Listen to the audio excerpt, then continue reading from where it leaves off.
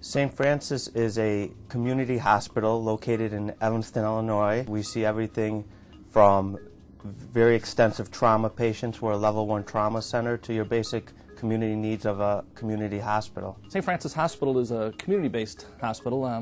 In fact, the area that we're sitting on was once a farmland. It was a farmhouse that actually had 4 beds, and that was the first calling of the hospital in 1901. We have a special interest in cardiac patients. The first cardiac bypass surgery was actually done here at St. Francis Hospital in the Chicagoland area. It's been about 2 years ago, and we were going through some major expansion of our cardiac cath labs.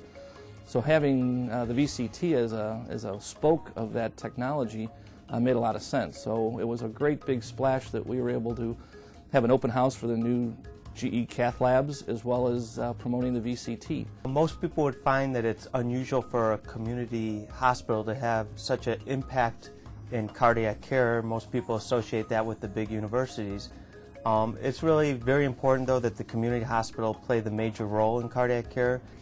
It's really amazing from the physician's point of view to see the impact that this test has on patients' lives. Prior to having this scanner, most of the patients who had chest pain would be initially evaluated with a nuclear medicine stress test or a cardiac cath.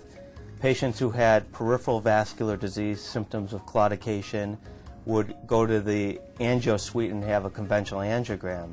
It's a multi-purpose tool that could be used across the entire cardiovascular system. We've seen patients who have thought they would be completely normal. They're athletes, they exercise, they're young, they have even normal cholesterol values.